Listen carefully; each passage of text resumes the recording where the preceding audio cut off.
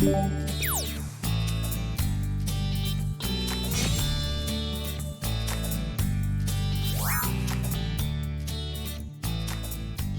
2억 세금 폭탄 맞았대. 왜? 세금 띄워먹다 걸렸대? 증명서류가 없다는 이유로 그렇게 됐대. 어쩌나? 우리 지금 잘하고 있는 거 맞아? 이제부터 장부를 반드시 써야 된다고. 간편장부만 작성을 하더라도 충분히 절세가 가능하다 이런 말씀이신가요? 이렇게 돈을 버는 것도 중요하지만 지키는 것도 더 소중하다고 생각합니다. 그래서 모든 경비를 그 간편장부에 반영을 한다면 네. 절세가 가능합니다. 그런 혜택들은 장부를 하는 사람한테만 적용해 줍니다. 장부를 하면 할수록 아까 세금이 줄어드는 그야말로 본질적인 의미에서의 절세 영역에 들어가게 되는 것이죠.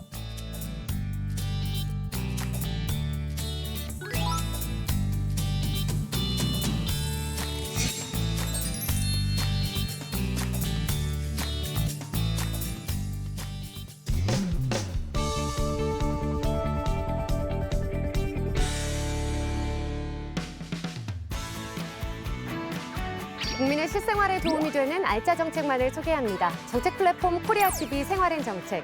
안녕하세요. 아나운서 정민양입니다. 인간이 태어나서 평생 피할 수 없는 두 가지가 있다고 합니다. 바로 세금과 죽음이라고 하는데요. 생활 속에서 마주하는 각종 세금을 어떻게 하면 현명하게 줄일 수 있는지 절세 방법에 대해서 자세히 알아보겠습니다. 오늘 도움 말씀 주실 두 분 자리에 모셨습니다. 안녕하세요. 안녕하세요. 27년간 공직 생활을 마치고 개업한 박재혁 세무사라고 합니다.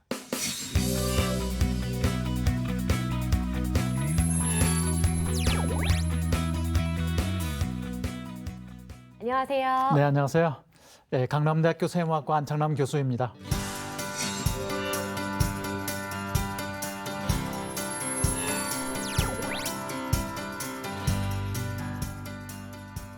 네, 교수님, 흔히들 절세라는 말을 참 많이 쓰잖아요.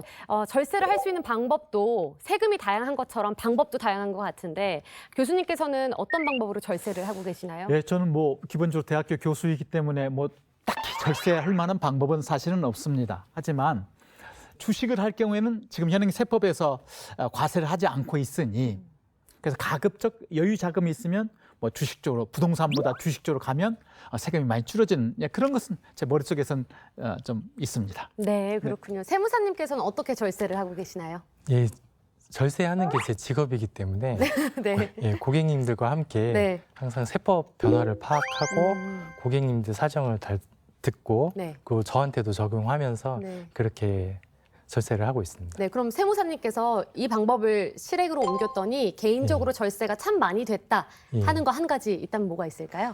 예, 그동안 직장 생활을 오래 해서 신용카드를 많이 쓴다든지 그런 방법으로 절세를 많이 했고요. 네. 지금은 이제 양도소득세 이런 고객들 상담 이런 걸 하면서 절세 방안을 많이 공부하고 있습니다. 네, 그렇군요. 예. 소득이 많은 사람에게는 많은 세금을 부과하고 소득이 적은 사람에게는 적은 세금을 부과하는 게 일반적입니다. 똑같이 벌어도 누구는 세금을 더 내고 누구는 세금을 덜 내는 일이 생긴다고 하는데요. 어떻게 된 일인지 오늘의 사연 함께 보시죠. 밤새도록 일해도 하루 매출이 100만 원이 겨우 넘네. 월급쟁이보다도 못하니 그 원. 동네에서 조그만 편의점을 운영하고 있는 노장부 씨. 온 가족이 매달려서 편의점 일을 하고 있지만 매달 가져가는 돈은 월급쟁이보다도 못한 현실에 한숨만 나옵니다. 이것도 사업이라고 만만치가 않네. 가만. 교환이는 사업 잘 되고 있나? 다른 친구들의 상황은 어떨까? 궁금해서 전화를 겁니다. 나야 장부. 어떻게 사업 잘 되고 있어? 나야 동네 편의점이지만 넌 사업 크게 벌이고 있잖아. 너랑 어떻게 비교하냐? 사이즈가 다른데. 뭐? 2억이나 세금 폭탄 맞았다고?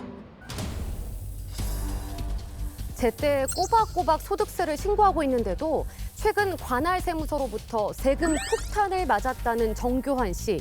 증명 서류를 제대로 갖춰놓지 않았다는 게 추징 사유인데요. 아이고, 이걸 어쩌냐? 그래, 알았어. 장부 꼭 쓰라고? 알았어. 이거 나도 제대로 하지 않았다간 세금 폭탄 맞는 거 아니야? 그래. 이제부턴 매출과 매입 장부를 꼭 써야겠어. 거리도 시원치 않은데 세금 폭탄까지 맞아선 안 되겠죠? 쇳불도 단김에 빼랬다고 그날 집으로 들어오자마자 여보, 나 좀 봐봐. 내 친구 교환이 알지? 정교한 말이야. 그래, 고등학교 때 친구. 지금 카페 하고 있다며? 글쎄 그 친구가 이번에 2억 세금 폭탄 맞았대. 왜? 세금 떼어먹다 걸렸대? 아니야. 소득 신고서를 작성했는데도 응. 증명 서류가 없다는 이유로 그렇게 됐대. 어쩌나? 우리 지금 잘하고 있는 거 맞아? 그게 지금 문제야. 걔 세금 폭탄 맞으면 어떡해? 이제부터 장부를 반드시 써야 된다고. 이름처럼 매사에 성실한 아내 강성실 씨. 며칠 동안 요리조리 궁리하면서 뾰족한 수를 챘습니다. 과연 해법을 찾았을까요? 여보! 여보! 잠깐 이리 나와봐!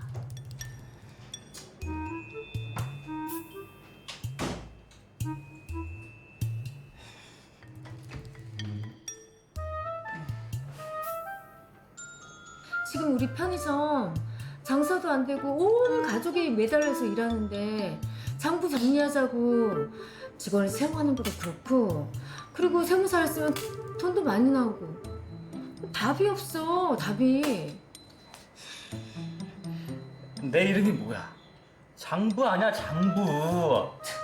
사나이 대장부가 칼을 뽑았으면 무라도 썰어야 될 거 아니야. 직원을 쓰든 세무사를 쓰든 양당 간에 결정 내려야지.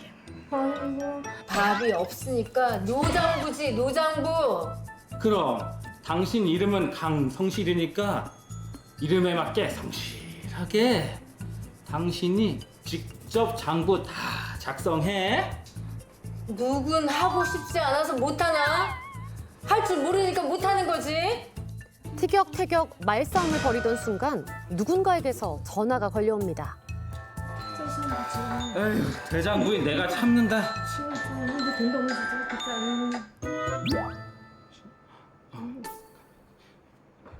여보세요? 간편의 씨는 장부 어떻게 쓰고 있어요? 내가 지금 장부 때문에 골치가 아프거든. 뭐라고요? 간편 장부? 그게 뭔데요? 노장부 씨의 편의점 옆에서 식당을 운영하는 간편혜 씨. 간편 장부를 사용하면 굳이 직원을 두거나 세무사를 찾아가지 않아도 된다고 조언을 합니다. 예, 다음에 봐요. 간편장부 그게 뭐래? 직접 작성하는 건데 되게 쉽다네. 말이 쉽지 되게 복잡한 거 아니야? 세무는 너무 복잡하고 어려워.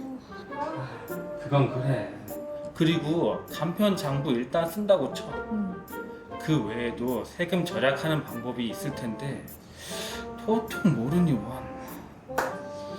이럴 땐 어떻게 해야 하나? 도대체 간편 장부는 뭐고 어떻게 해야 세금을 절약할 수 있을까요? 이 세금 폭탄을 피하려면 장부 작성이 필요하다는 것을 알게 된 한 자영업자의 이야기였습니다. 자, 그렇다면 자영업자는 어떤 세금을 내게 되나요? 현재 이 자영사업자 선생님 같은 경우에는 일단 장부를 통해서 내가 물건을 먼저 사고 팔 때 내야 되는 부가가치세를 먼저 내야 납세 의무가 주어지고요. 1년 동안 사고 판 거 필요경비 같은 계산해서 내 소득이 얼마인가, 얼마를 남았는가를 보면 내가 소득세를 내야 되는 거고요. 세 번째는 종업원을 고용하고 있다든지 이럴 때는 또 원천징수 의무를 부여를 합니다.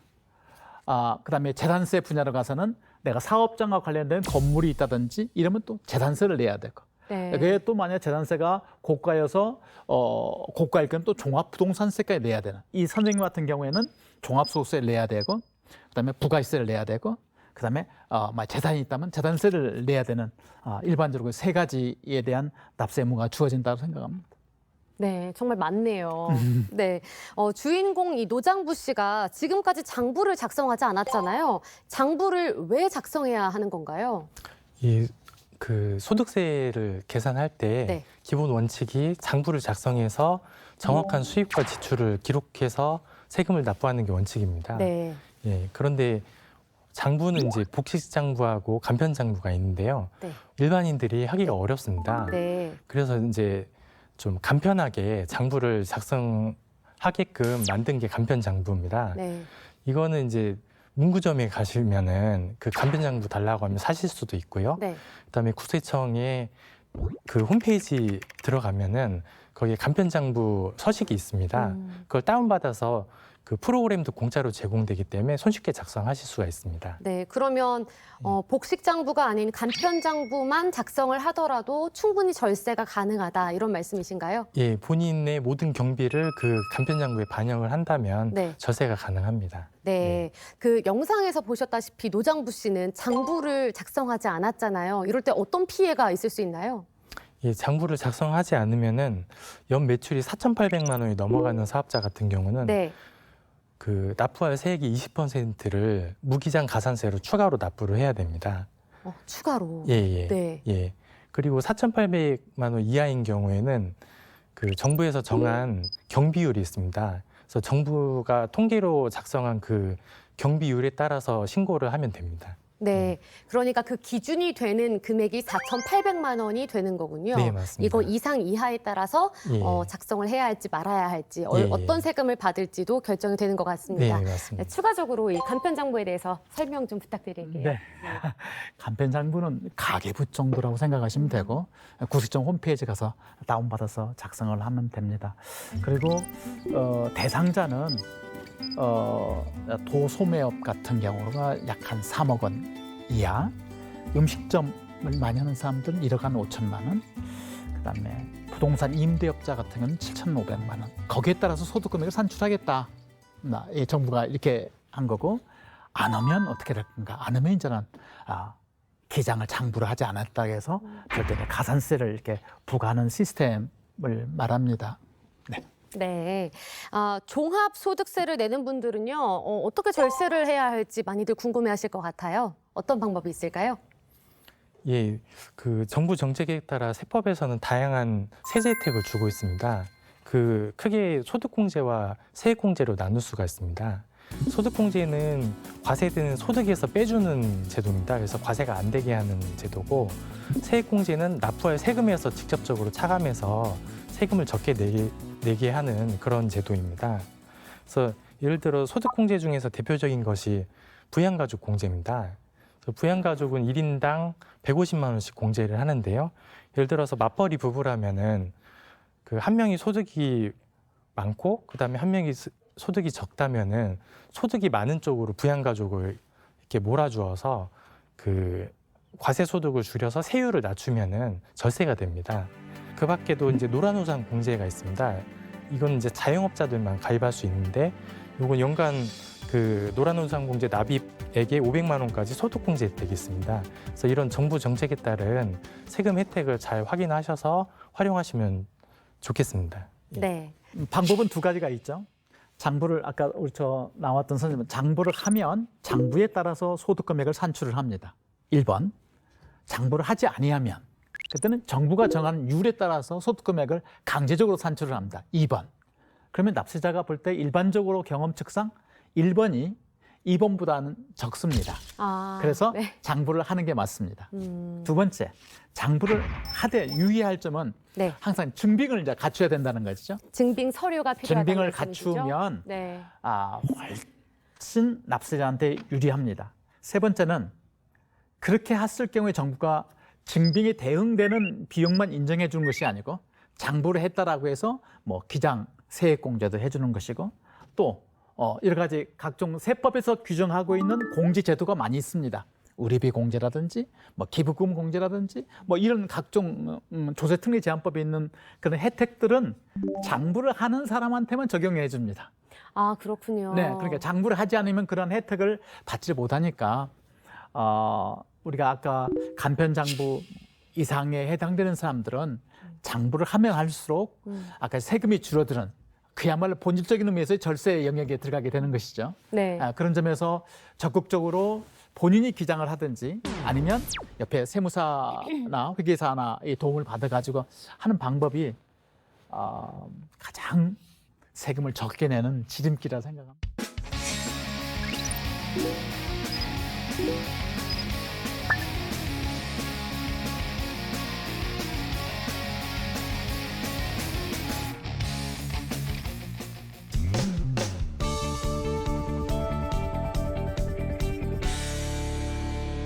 종합소득세를 내는 분들은 소득공제나 세액공제를 꼼꼼히 살펴보셔야 현명한 절세를 하실 수 있을 것 같습니다. 자영업을 준비하는 단계부터 어떤 선택을 하느냐에 따라서 세금을 아낄 수 있는 방법도 있다고 하는데요. 한 사례자의 이야기를 함께 보시죠. 오늘의 사연 주인공은요. 지난 20년간 해온 특기를 살려 음식점 창업을 고민 중이라는 나이레 씨입니다. 안녕하세요. 저는 20년간 중소푸드회사에서 근무했어요. 음식 메뉴를 연구하는 연구 전문직이었고 지금은 퇴직한 지 몇 달 안 돼서 쉬고 있어요. 요즘 저의 최대 고민은 음식점 창업입니다. 한 달에 한 500에서 600 정도만 벌어도 좋겠어요. 배운 게 도둑질이라고 제가 그동안 연구한 음식들도 편의점 베스트셀러가 된 경험도 있고 해서 음식점 창업을 해보려고요. 그런데 창업은 처음이다 보니 무엇보다 세금, 그중에서도 절세하는 방법을 무조건 알아야겠더라고요.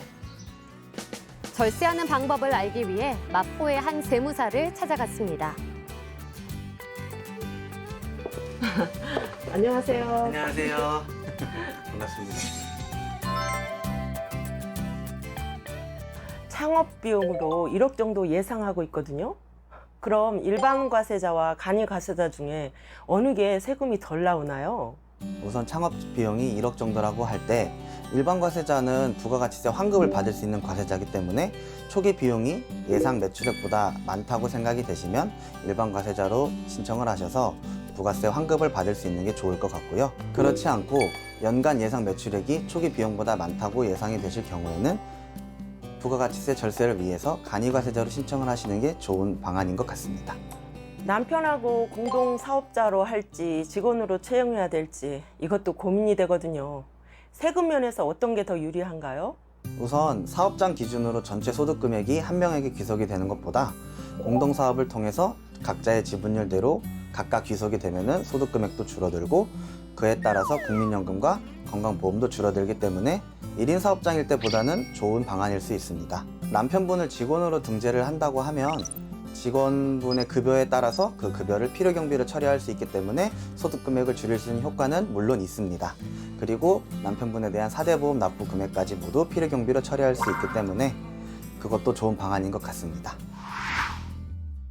우리나라 자영업 비율의 20%가 넘는 음식점업. 걱정도 많기에 유동인구는 많은지, 월세는 적절한지, 동네 상권은 어떻게 조성되어 있는지 시장 조사를 필수적으로 마치고 은행에서 사업용 계좌까지 개설했습니다. 이제 본격적으로 장사를 시작하는 일만 남았네요. 인테리어나 집기, 비품 등 들어가는 돈도 많은데 그런 건 세금으로 포함이 되나요?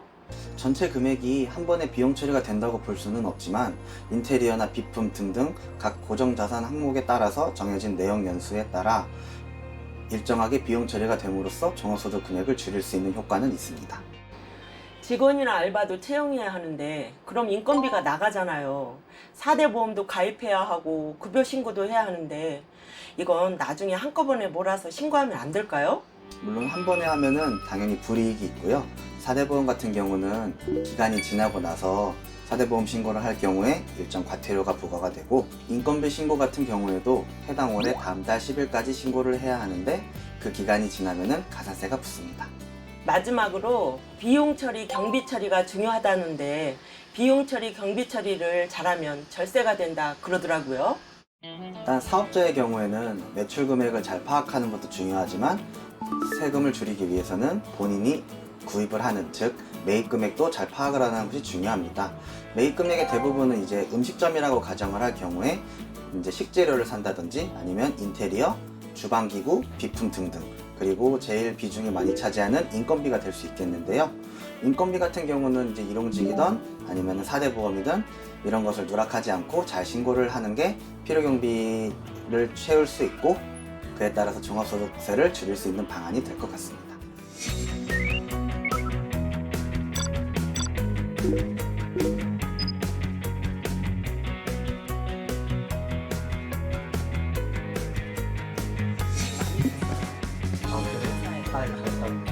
저도 이런 시간이 있어가지고. 매장 운영은 물론 손님을 응대하고 수입과 지출도 관리해야 하고 직원과 배달만 신경 쓰면 될 줄 알았더니 가장 큰 복병인 세금 문제가 있었네요. 지금이라도 절세하는 방법을 알게 돼서 정말 다행이에요. 매출은 정해져 있는데 왜 이렇게 내는 세금은 많은지 걱정이 안 될 수가 없겠죠. 나이래 씨처럼 절세하는 방법을 미리 알고 시작한다면 크게 도움되지 않을까요? 네, 음식점 창업을 준비하시는 분의 이야기를 한번 들어봤습니다. 그런데요, 교수님 어려운 단어가 또 나왔습니다. 바로 일반 과세와 간이 과세인데 이 둘의 차이점은 무엇인가요? 그 납세 의무를 이행하는 데 들어가는 비용이 곁다리로 들어가는 비용이 많이 들어갑니다. 그러나 세법은, 우리 부가세법은 어쨌든 1년 동안의 매출 금액이 8천만, 직전 연도에 네. 8천만 원 이하일 경우에는 그래, 뭐 이 정도 안에서 간편하게 부가세 신고를 하지라고 하는 간이 과세 제도를 두고 있고, 8천만 원이 넘어가면 이제는 일반 과세자라고 해서 이런 정말로 생계선을 모두 다 발급해 줘야 된다고 하는데, 하도록 되어 있는데 내가 매입보다 매출이 적을 수가 있잖아요. 내가 사온 것보다 판 게 적다라고 한다면 일반 과세자는 그 차이만큼 국가로도 돌려받습니다. 하지만 간이과세자는 아무리 그렇다 할지라도 돌려주지는 않습니다. 네. 장부를 안 하기 때문에. 그래서 진짜 영세 사업자는 뭐 간이과세자를 뭐 할 수는 있겠지만, 그러나 일정 규모 이상으로 하고 그를 통해서 내가 생활을 유지하고자 하는 사람한테는 제 개인적으로는 설사 간이과세자를 할지라도 일반 과세자로 등록해서 이렇게 하는 것이 오늘 전체 주제인 절세에 훨씬 더 부합합니다. 네. 그러니까 연 매출이 8천만 원을 기준으로 이 이상이면 일반 과세, 그리고 이 이하면 간이 과세. 그런데 각각 다 장단점이 다른 것 같아요. 그래서 이 간이 과세자랑 일반 과세자 어떻게 장단점이 있는지, 차이가 뭔지 추가로 좀 설명 부탁드리겠습니다. 예, 일단 일반 과세자 말씀드리면, 일반 과세자는 매출이 10%를 부가가치로 내게 돼 있습니다. 근데 그거를 절세를 하려면은 매입을 매입 세금계산서를 잘 받아야 됩니다. 그 매입 세금계산서를 잘 받으면은 네. 그 매입액의 10%를 그 공제를 해주게 돼 있습니다. 납부할세액에서. 그래서 그 매입 세금계산서를 잘 받는 게 가장 중요하고요. 그래서 사업을 하다 보면 세금계산서를 못 받는 경우도 있는데, 네. 그런 경우에는 신용카드로 매입 대금을 결제를 하면은 그 매입세액을 공제받을 수 있습니다. 그래서 각적 신용카드를 사용해서 결제하시는 걸 추천드립니다. 또 요즘 음식점 대부분이 배달 앱을 사용하잖아요. 배달비는 음식점 소득이 아니지만 음식값에 포함이 되어서 소득으로 잡히니까 소득세가 올라서 참 애매할 것 같은데 어떤가요? 예. 음식점 사업자한테 입장에서 배달료는 경비가 되는 거고, 네. 배달하는 사람의 입장에서는 그만큼이 자기 사업 소득이 돼가지고 또다시 세금을 내야 되고. 또 소득세를 내야 되는 그런 구조입니다. 네. 그래서 수입과 지출이 딱 맞게 되는 거죠. 네. 그래서 장부를 해야 되는 것이죠. 네. 정말 그래야 인정을 받게 되는 것이죠. 네. 무언가를 사고 팔 때, 어떤 서비스를 받을 때 모두 다 세금을 내야 할 수밖에 없는 것 같습니다. 네, 얼마 전에 제가 잘 아는 음식점에 갔다가 이번 절세편을 준비를 하면서 사장님은 혹시 어떻게 절세를 하고 계신지 여쭤봤더니 농산물을 사서 음식을 만들기 때문에 절세가 된다 이렇게 말씀을 하시더라고요. 정말 이렇게 농산물을 사는 것만으로도 절세가 되는 건가요? 예, 원래 부가가세를 매입세액을 공제를 받으려면은 그 물건 농산물을 살 때 부가가세를 줘야 됩니다. 그래야 그 금액을 매입세액으로 공제받는 것이거든요. 근데 농산물 같은 경우는 부가가세가 면세되는 물품이기 때문에 부가세를 주지 않습니다. 그래서 매입세 공제를 못 받는 것이 원칙입니다. 네. 하지만 이제 그렇게 하다 보면 음식점 대표님들 입장에서는 음식점 매출 판매에 대해서는 부가가세를 내는데 공제받을 게 하나도 없어집니다. 네. 그래서 세금이 많이 나오기 때문에 정부에서 그 농산물이더라도 매입 금액의 6에서 9% 정도는 매입세액을 주지 않았어도 공제를 해줍니다. 그래서 그게 바로 의제 매입세 공제를 말하는 겁니다. 그래서 그 대표님 그 얘기를 하시는 것 같습니다. 네, 예. 그러니까 좀 더 음식점 사장님들의 편의를 봐준다라고 네. 보면 되겠죠? 예, 부가세를 경감시키기 위해서 그렇습니다. 네. 예. 네.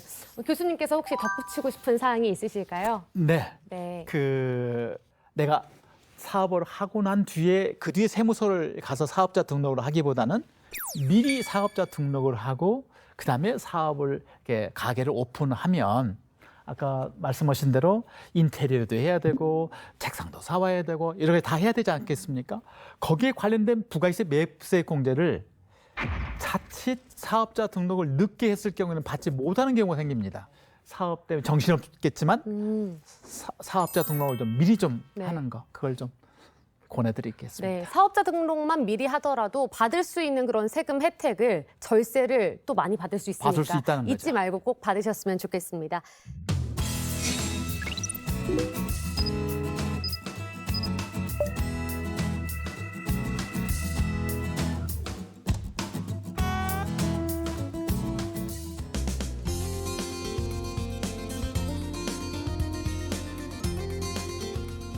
자영업을 하시는 분들의 절세 방법을 알아봤습니다. 네, 세무사님, 이 근로소득세를 내는 월급을 받는 직장인들은 어떻게 절세를 할 수 있을지 궁금한데요. 어떤 꿀팁이 있을까요?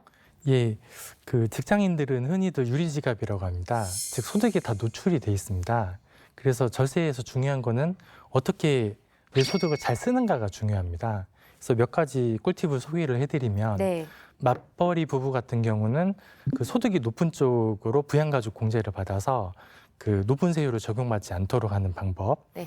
그 두 번째는 이제 의료비 공제입니다. 네. 의료비 공제는 반대로 소득이 낮은 쪽에서 몰아서 공제받는 게 좋습니다. 이건 또 반대네요. 반대입니다. 네. 예, 왜냐하면 의료비는 그 총 급여액의 3%를 초과하는 의료비, 즉 많이 아파야지 공제를 받기 때문에 아, 오히려 그렇겠네요. 반대로 해야 됩니다. 네.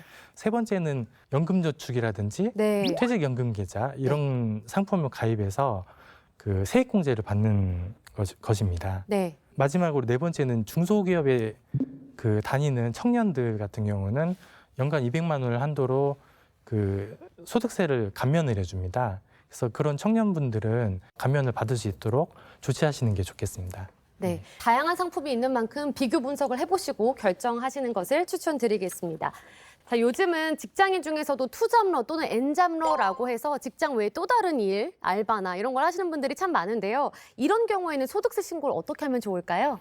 예, 그 만약에 두 군데 다 근로소득이 발생하는 네. 곳이라면은 2월달에 연말정산하실 때 한 곳에서 연말정산한 내역을 다른 직장에다 갖다 주시면은 네. 그 다른 직장에서 두 개의 소득을 합산해서 연말정산을 하실 수가 있습니다. 아, 그렇군요. 예, 그렇게 하시고 그다음에 한 군데는 근로소득, 한 군데는 프리랜서라든지 이런 사업소득인 경우에는 네. 근로소득이 있는 직장에서 연말정산을 하시고 그 연말정산한 내역을 가지고 5월 달에 종합소득세 신고할 때 두 개 소득을 합산해서 신고하시면 됩니다. 아, 그렇군요. 그런데 이렇게 직장 일을 하다가 만약에 저녁에 택시 알바 또는 배달 알바를 한다고 할 때 이 저녁에 알바하는 거를 회사에 알리고 싶지 않은 분들이 계실 수 있잖아요. 알리지 않고도 소득 신고를 할 수 있는 건가요? 예, 밤에 그런 뭐 대리운전을 한다든지 그런 거를 그 직장에다가 얘기하실 수도 없을 겁니다. 그리고 얘기하실 필요도 없습니다. 그런 왜냐면- 걱정 안 하셔도 되겠네요. 네, 맞습니다. 예, 한 군데에서 연말정산 한 내역을 가지고 그 5월에 종합소득세 신고를 하면 되기 때문에 굳이 회사에 알릴 필요도 없습니다. 네, 좋습니다. 네. 직장인 외 프리랜서로 일하시는 분들도 절세가 반드시 필요합니다. 프리랜서 분들을 위한 절세 방법 뭐가 있을까요? 예, 프리랜서 분들도 그 자영업자와 동일합니다. 그 개별적으로 사업을 하는 거나 다름이 없거든요. 그래서 앞서 말씀드린 바와 같이 간편장부를 잘 쓰고 네. 그 신용카드나 세금계산서 이런 거를 잘 받아서 경비를 잘 인정받는 게 중요하다고 생각합니다. 네. 교수님, 추가로도 프리랜서들을 위한 꿀팁, 절세 방법이 있다면 어떤 게 있을까요? 뭐 일단 장부를 통해서 하여야만 네. 그 뒤에 아까 말씀하셨던 대출 문제도 우리가 어떤 그 혜택을 받을 수 있지만 네. 정말 그래서는 안 되겠지만 혹시 내가 사고를 당했을 때 손해배상을 내가 받아야 될 때도 그 장부에 적힌 금액을 기준으로 내가 받을 수가 있습니다. 네. 그래서 아까 말씀드렸던 대로 장부를 통해서 일단 성실하게 하는 방법이 가장 절세 키라고 생각합니다. 네, 오늘 이렇게 절세편을 진행을 하면서 가장 많이 언급된 단어가 바로 장부가 아닐까 싶은데요. 장부를 작성을 하면 여러 가지 장점이 있겠지만 특히 만약을 대비할 수 있는 손해배상을 해야 하는 그러한 상황에서도 나를 좀 보호할 수 있는 수단이 될 수 있을 것 같습니다.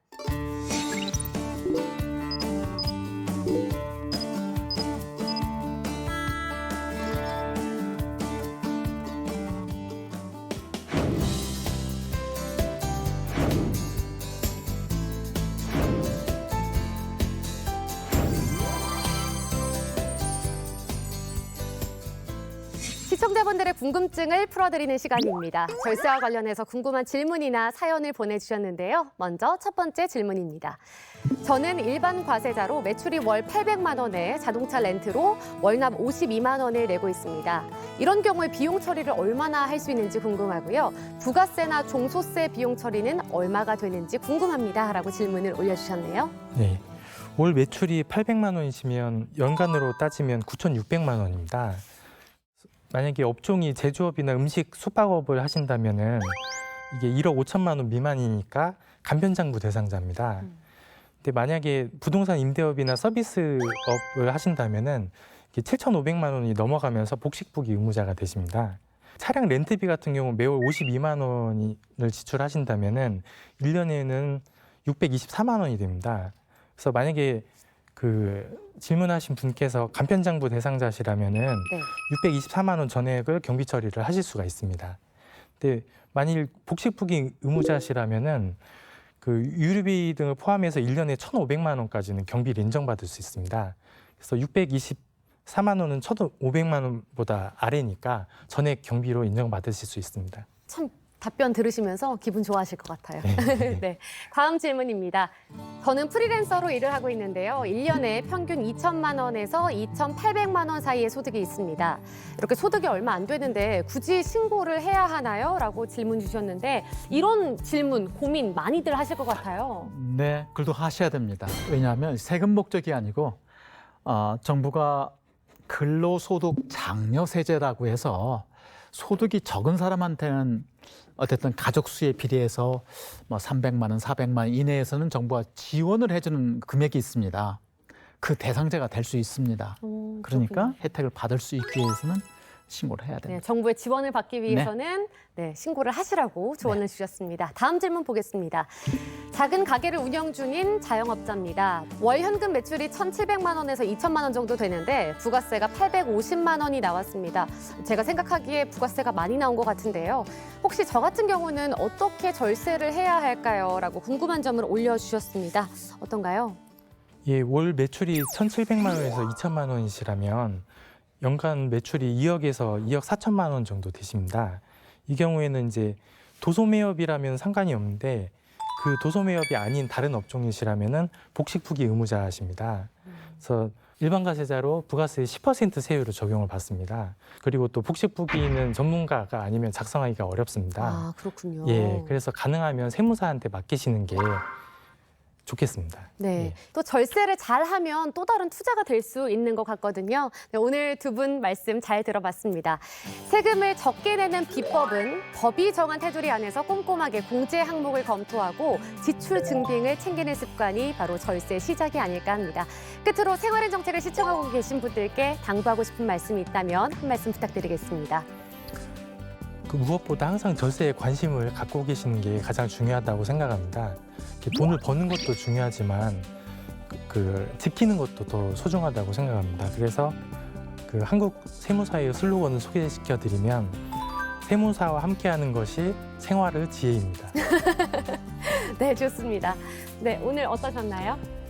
예, 세금은 우리 국민 모두가 똑같이 사용하는 이 공적인 자원인데 누구 하나가 탈세를 하면 반드시 누구 하나는 또 메꿔내야 됩니다.